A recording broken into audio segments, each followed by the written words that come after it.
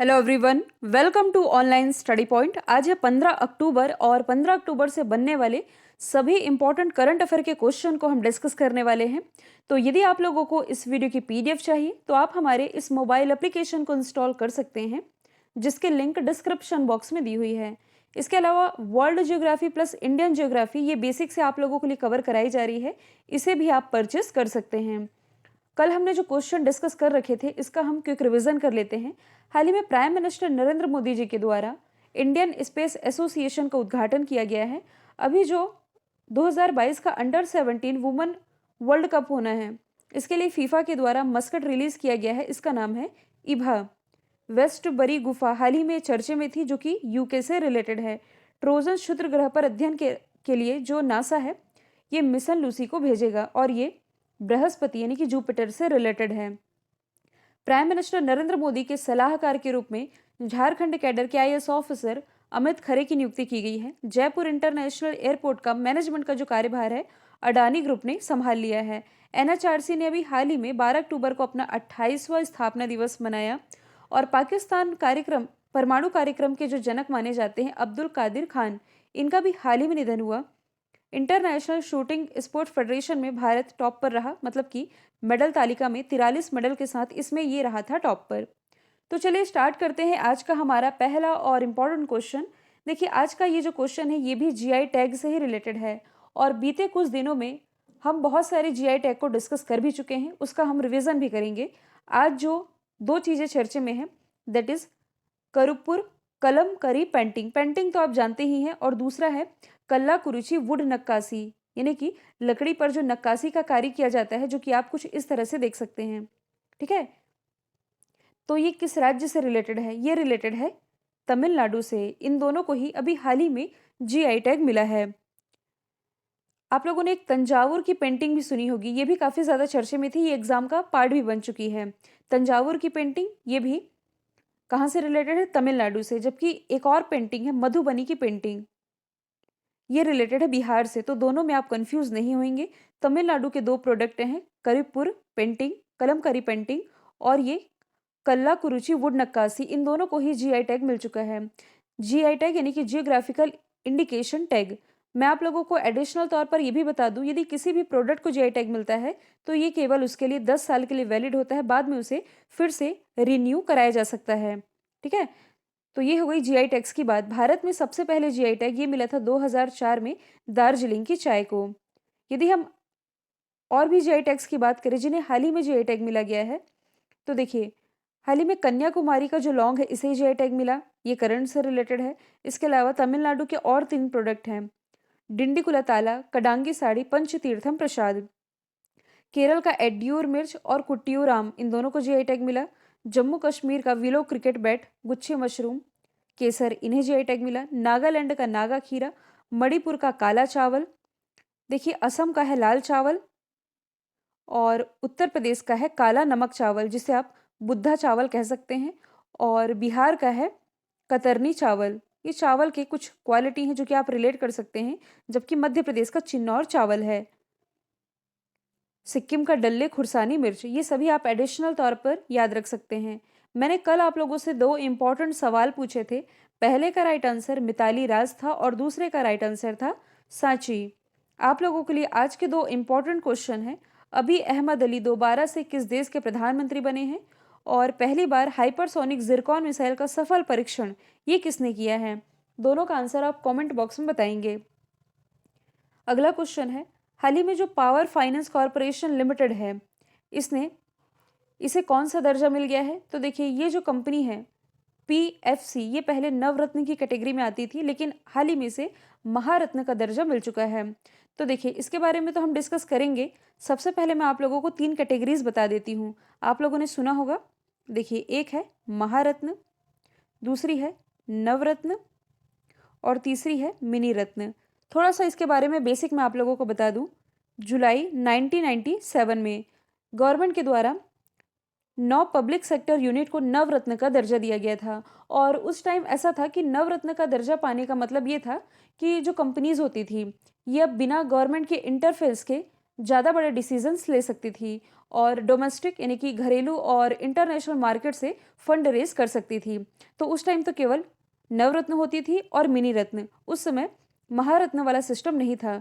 2009 में महारत्न वाला सिस्टम लाया गया और महारत्न का स्टेटस पाने वाली जो कंपनीज होती थी, इसके पास अब और ही ज़्यादा एटोनॉमी और ही ज़्यादा डिसीजन मेकिंग पावर ये दे दी गई सरकार के द्वारा। मतलब कि कंपनीज की कार्य क्षमता और फाइनेंशियल पोजीशन के हिसाब से ये दर्जा दिया जाता है। जैसे कि आज चर्चे में है महारत्न कंपनी। तो महारत्न के लिए पहले ज़रूरी क्राइटेरिया तो ये है कि पहले से वो कंपनी नवरत्न के दर्जा पा चुकी हो। जैसे कि ये जो पीएफसी है, इसे नवरत्न का दर्जा तो मिल ही चुका था, अब इसे महारत्न का दर्जा मिल गया। साथ ही ये भी है कि जिस भी कंपनी को महारत्न का दर्जा मिलना है, इसका विदेश में भी कारोबार होना चाहिए। और मैं आप लोगों को कुछ एग्जाम्पल दे देती हूँ। देखिए, महारत्न कंपनीज के कुछ एग्जाम्पल हैं, जैसे कि भेल हो गया, इसके अलावा गेल हो गया, गेल के अलावा आईओसी यानी कि Indian Oil Corporation, NTPC, National Thermal Power Corporation, Maharatna. Navratna की यदि हम बात करें तो देखिए, नवरत्न में शामिल है BEL, Bharat electronics limited, HAL, Hindustan aeronautics limited. दो ये हो गए। अब हम चलें यदि मिनी रत्न के पास, यानी कि मिनी रत्न के कुछ ऑप्शन को डिस्कस करें तो ओएनजीसी विदेश लिमिटेड। अब इसमें आप कंफ्यूज नहीं होइएगा। देखिए, मैंने कहा है मिनी रत्न का एग्जाम्पल है ओएनजीसी लिमिटेड, सॉरी ओएनजीसी विदेश लिमिटेड, जबकि केवल ओएनजीसी ये है महारत्न कंपनी का एग्जाम्पल। दोनों में आप कंफ्यूज नहीं होंगे। यदि हम बात करें पीएफसी की, पीएफसी यानी कि पावर फाइनेंस कॉरपोरेशन लिमिटेड, इसकी जो स्थापना है ये कब की गई थी? 1986 में। हेडक्वार्टर इसका नई दिल्ली में है और इसके जो अध्यक्ष हैं ये है रविंद्र सिंह ढिल्लन। यदि आप फर्स्ट टाइम चैनल को विजिट कर रहे हैं तो चैनल को सब्सक्राइब कर लीजिए, साथ ही बेल आइकन दबाना बिल्कुल ना भूलें ताकि आप लोगों को हमारे सभी वीडियो के नोटिफिकेशन सबसे पहले मिल सके। अगला क्वेश्चन है, दुनिया की पहली स्वचालित चालक रहित ट्रेन का अनावरण किस देश में किया गया है? तो इसका अनावरण अभी हाल ही में किया गया है जर्मनी में। यानी कि ये दुनिया की ऐसी पहली ट्रेन है जो कि सेल्फ ड्राइविंग होगी, इसमें कोई भी ड्राइवर नहीं होगा। ये भी हाल ही में जर्मनी के हैम्बर्ग शहर से लॉन्च की गई है। और ये जो ट्रेन है ये बाकी ट्रेनों की तुलना में ये समय की भी बचत करेगा। इस तरह से एक तरह की नई टेक्नोलॉजी जर्मनी में लॉन्च की गई है। यदि हम बात करें जर्मनी की, एक यूरोपियन कंट्री है, इसकी कैपिटल है बर्लिन, करेंसी है यूरो। यहाँ की चांसलर है एंजेला मर्केल, जो कि फोर्ब्स के द्वारा जारी किए गए दुनिया के सबसे शक्तिशाली महिलाओं की लिस्ट में टॉप पर रही थी। अच्छा, जर्मनी से मैंने आप लोगों को एक रिवर का नाम याद करवाया था।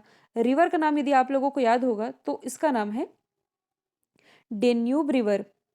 डेन्यूब रिवर जो कि यूरोप की दूसरी सबसे लंबी नदी है। तो सबसे लंबी कौन है? Volga river. तो ये जो डेन्यूब रिवर है ये जर्मनी के ब्लैक फॉरेस्ट से निकलती है और बहती हुई ये आकर के ब्लैक सी यानी कि काले सागर में आकर के मिल जाती है। इस क्वेश्चन में बात की जा रही है दुनिया के पहले देश की जिसने की कोई भी टेक्नोलॉजी विकसित की हो। तो देखिए, डेनमार्क ये किस मामले में टॉप पर है, यानी कि पहला स्थान। तो डेनमार्क दुनिया का पहला ऊर्जा द्वीप ये बनाने जा रहा है। चाइना की यदि हम बात करें तो मैगले ट्रेन काफ़ी ज़्यादा चर्चे में थी। 600 किलोमीटर इसकी स्पीड है। इसका ट्रायल अभी हाल ही में चाइना के द्वारा किया गया। स्कॉटलैंड की यदि हम बात करें तो स्कॉटलैंड का एक शहर है जिसका नाम है ग्लासगो। इसी स्कॉटलैंड के ग्लासगो में दुनिया की पहली डबल डेकर यानी कि हाइड्रोजन से चलने वाली डबल डेकर बस ये भी लॉन्च की गई थी। अगला क्वेश्चन है, आंगनवाड़ी ऑन व्हील्स कार्यक्रम की शुरुआत किस राज्य ने की है? तो इसकी शुरुआत अभी हाल ही में दिल्ली के द्वारा की गई है। यदि आप लोगों को याद होगा तो कुछ समय पहले ही लैब ऑन व्हील्स यानी कि चलता फिरता लैब ये भी दिल्ली गवर्नमेंट के द्वारा लॉन्च किया गया था। अब है आंगनवाड़ी ऑन व्हील्स, इसकी भी शुरुआत अभी हाल ही में दिल्ली गवर्नमेंट के द्वारा की गई है। जो आप लोगों को बस दिखाई दे रही है, बस के अंदर आप कह सकते हैं पूरी तरह से आंगनवाड़ी जैसी सुविधाएं जो कि आप इमेज में देख पा रहे हैं इस तरह से यहाँ मौजूद होंगी। और आंगनवाड़ी में जैसे बच्चों के स्वास्थ्य का ध्यान रखा जाता है, उनके खाने पीने का, जैसे कि दलिया दिया जाता है, दूध दिया जाता है, तो इन सभी की भी व्यवस्था इस चलते फिरते बस में की गई है, जो कि बच्चों के पोषण और इनके हेल्थ से रिलेटेड जितनी भी ज़रूरतें हैं इन्हें पूरा कर सकेगा। इसी की शुरुआत दिल्ली के द्वारा की गई है। दिल्ली की यदि हम बात करें, भारत की ये राजधानी आप सभी को मालूम है। अरविंद केजरीवाल है मुख्यमंत्री, अनिल बैजल ये है यहाँ के एलजी। वृक्षारोपण नीति लागू करने वाला भारत का पहला यूटी है ये। और अभी हाल ही में यहाँ डोर स्टेप डिलीवरी इसकी शुरुआत की गई है। फेसलेस ट्रांसपोर्ट सर्विस इसकी भी शुरुआत दिल्ली गवर्नमेंट ने की है। मेंटर कार्यक्रम काफ़ी ज़्यादा चर्चे में था, जिसके ब्रांड एम्बेसडर के रूप में सोनू सूद की नियुक्ति की गई है। अगला क्वेश्चन है, हाल ही में 58वें RECAI यानी कि renewable energy country attraction index 2021 में कौन सा देश टॉप पर रहा? तो इसमें लगातार टॉप पर रहा है अमेरिका। मतलब कि अमेरिका पहले स्थान पर, दूसरे स्थान पर इसमें चाइना और अपना जो देश है भारत इसमें तीसरे स्थान पर रहा है रीन्यूएबल एनर्जी के क्षेत्र में कार्य करने के लिए। टॉप पर अमेरिका है, तो सबसे पहले आप मैप में देख सकते हैं अमेरिका की लोकेशन। कुछ बेसिक चीज़ें मैं आप लोगों को बता देती हूँ। देखिए, यूएसए और कनाडा के बीच में जो नदी सीमा बनाती है इसका नाम है सेंट लॉरेंस रिवर, जबकि यूएसए और मैक्सिको के बीच में जो नदी सीमा बनाती है इसका नाम है रियो ग्रैंडे रिवर। तो दोनों में आप कंफ्यूज नहीं होंगे। बेसिक तो आप जानते ही हैं, capital Washington DC, currency US dollar, president Joe Biden, vice president Kamala Harris. अब यहाँ बात की जा रही है इंडेक्स को टॉप किए जाने की। तो जो फिनलैंड है ये ग्लोबल हैप्पीनेस इंडेक्स में टॉप पर रहा था। इसमें भारत की रैंकिंग 139 थी। यदि हम बात करें जापान की, हेनले पासपोर्ट इंडेक्स में ये टॉप पर था, भारत की रैंकिंग 90 थी। डेनमार्क करप्शन इंडेक्स में टॉप पर था, इंडिया की रैंकिंग 86 थी। अगला क्वेश्चन है EECL यानी कि एनर्जी एफिशिएंसी सर्विस लिमिटेड, इसके नए अध्यक्ष CEO ये कौन बने हैं? तो अभी हाल ही में अरुण कुमार मिश्रा ये बन गए हैं EECL के नए CEO। यदि हम बात करें एनर्जी एफिशिएंसी सर्विस लिमिटेड की, तो इसकी स्थापना 2009 में की गई। हेडक्वार्टर नई दिल्ली में है, अध्यक्ष राजीव कुमार हैं। अदर अपॉइंटमेंट की यदि हम बात करें जो कि चर्चे में थी, तो रजनीश कुमार ये भी हाल ही में भारत पे के अध्यक्ष बने हैं। कल मैंने आप लोगों को पढ़ाया भी था। अमित खरे ये प्राइम मिनिस्टर नरेंद्र मोदी जी के सलाहकार बने। जो हमारे वित्त सचिव थे KV सुब्रमण्यम, इन्होंने इस्तीफा दे दिया है। अगला क्वेश्चन है, लाल बहादुर शास्त्री राष्ट्रीय उत्कृष्टता पुरस्कार से किसे सम्मानित किया गया है? तो ये भी हाल ही में सम्मानित किए गए हैं डॉक्टर रणदीप गुलेरिया, जिनकी इमेज आप देख पा रहे हैं। ये है एम्स के निदेशक। और इन्हें सम्मानित क्यों किया गया है? तो देखिए, इनके कार्य क्षेत्र में इनके योगदान के लिए इन्हें वाइस प्रेसिडेंट वेंकैया नायडू जी के द्वारा सम्मानित किया गया है लाल बहादुर शास्त्री अवार्ड से। यदि हम बात करें साइरस पूनावाला की, सीरम इंस्टीट्यूट ऑफ इंडिया के बारे में आप लोगों ने सुना होगा। पुणे में इसका हेडक्वार्टर है। कोविशील्ड वैक्सीन ये विकसित कर रहा है, इसी के ये चेयरमैन है साइरस पूनावाला। इन्हें भी हाल ही में लोकमान्य तिलक पुरस्कार से सम्मानित किया गया। इसरो के अध्यक्ष के सिवान को तमिलनाडु गवर्नमेंट के द्वारा कलाम पुरस्कार से सम्मानित किया गया। और हाल ही में जो DRDO के अध्यक्ष G सतीश रेड्डी, इन्हें आर्यभट्ट पुरस्कार से सम्मानित किया गया है। अगला है, हाल ही में भारत ने किस देश के साथ 200 मिलियन के लाइन ऑफ क्रेडिट की घोषणा की है? तो भारत के द्वारा किर्गिस्तान के साथ $200 मिलियन की लाइन ऑफ क्रेडिट यानी कि LOC पर हस्ताक्षर किए गए हैं। मतलब कि ऐसी घोषणा की गई है क्योंकि आप जानते ही हैं हमारे जो विदेश मंत्री है S जयशंकर, ये हाल ही के दिनों में 3 देशों की यात्रा पर गए। कौन कौन से देश? Kyrgyzstan, Kazakhstan, Uzbekistan. किर्गिस्तान की हम बात कर रहे हैं तो पहले भी मैंने बताया है कि यूनाइटेड नेशन में यानी कि संयुक्त राष्ट्र में भारत की स्थायी सदस्यता यानी कि परमानेंट मेंबरशिप के लिए किर्गिस्तान जो है ये हमेशा से ही भारत का सपोर्टिव रहा है। और जब से इसे एक राष्ट्र का दर्जा मिला यूनाइटेड नेशन के द्वारा 1991-2 से ये एक राष्ट्र का दर्जा पा चुका, तब से भारत का ये सहयोगी रहा है। मतलब कि भारत के इसके साथ जो संबंध है ये अच्छे रहे हैं। तो इस क्षेत्र में मतलब कि इस देश के साथ भारत के संबंध और मजबूत हो सके, इसके लिए भारत इस पर इन्वेस्ट करने जा रहा है। $200 मिलियन का ये जो लाइन ऑफ क्रेडिट है इसकी घोषणा हो चुकी है। यदि हम बात करें किर्गिस्तान की, इसकी कैपिटल है बिश्केक। करेंसी तो ये है किर्गिस्तानी सोम। भारत और किर्गिस्तान के बीच में एक एक्सरसाइज होती है जिसे आप कंजर एक्सरसाइज के नाम से जानते हैं। अगला है, हाल ही में वर्ल्ड स्टील एसोसिएशन के अध्यक्ष कौन बने हैं? तो हाल ही में भारत के जो सज्जन जिंदल है, इनकी नियुक्ति वर्ल्ड स्टील एसोसिएशन के अध्यक्ष के रूप में कर दी गई है। वर्ल्ड स्टील एसोसिएशन 1967 में स्थापना हुई। हेडक्वार्टर ब्रुसेल्स बेल्जियम में स्थित है, जो बेसिकली लोहे और इस्पात का काम करता है, मतलब कि इसके उत्पादन का काम करता है। देखिए, ब्रुसेल्स बेल्जियम में और किसका हेडक्वार्टर स्थित है? नाटो का, यानी कि नॉर्थ अटलांटिक ट्रीटी ऑर्गेनाइजेशन का। अब यहाँ पे जो नाम मैंने बताया है सज्जन जिंदल का, ये बने हैं स्टील एसोसिएशन के अध्यक्ष। इंपॉर्टेंट इसलिए भी बन जाते हैं कि इसमें ये भारत को रिप्रेजेंट करने वाले यानी कि अध्यक्ष के रूप में भारत को रिप्रेजेंट करने वाले पहले व्यक्ति बन गए हैं। अगला क्वेश्चन इंपॉर्टेंट डे से रिलेटेड है। अंतर्राष्ट्रीय ई कचरा दिवस, ये भी हाल ही में 14 अक्टूबर को मनाया गया है। ई कचरा तो आप जानते ही है ना, मोबाइल, टीवी, फ्रिज या कुछ भी इलेक्ट्रॉनिक चीज़ों का जो कचरा होता है, ये ई कचरे की कैटेगरी में आता है। ई कचरे की समस्या दुनिया के समक्ष एक चिंता का विषय भी है। यहाँ से आप एक और करंट का क्वेश्चन यदि रिलेट कर पाएँ, मैंने कुछ दिन पहले मैं आप लोगों को बताया था कि हाल ही में ब्रिटेन के द्वारा राइट टू रिपेयर कानून ये लाया गया है। राइट टू रिपेयर कानून कहने का मतलब है कि ब्रिटेन में अभी तक क्या होता था कि जैसे टीवी, फ्रिज इंसान खरीदते हैं तो इसके रिपेयर किए जाने की कोई भी व्यवस्था नहीं थी। मतलब कि उसके जो पुर्जे खराब हो जाते थे, ये मिलते नहीं थे मार्केट में, क्योंकि कंपनीज़ इन्हें बनाती ही नहीं थी। जैसे टीवी खराब हुआ, फेंक दिए, फ्रिज खराब हुआ, फेंक दिए, रिपेयर नहीं होता था। तो इस चक्कर में वहाँ ई कचरे का जो आप कह सकते हैं कि स्टोरेज है, ये बहुत ज़्यादा बढ़ने लगा था। इस समस्या को देखते हुए यहाँ राइट टू रिपेयर कानून लाया गया, ताकि जो भी कंपनीज़ इस तरह के इलेक्ट्रॉनिक चीज़ों को विकसित करती है या इनका निर्माण करती है, इन्हें इनके रिपेयर पार्ट्स को भी बनाना कंपलसरी कर दिया गया था। वैसे भारत में भी ई कचरा काफ़ी ज़्यादा मात्रा में इसका उत्पादन होता है, इसलिए भारत का पहला ई कचरा क्लिनिक मध्य प्रदेश की राजधानी भोपाल में एज अ पायलट प्रोजेक्ट शुरू किया गया।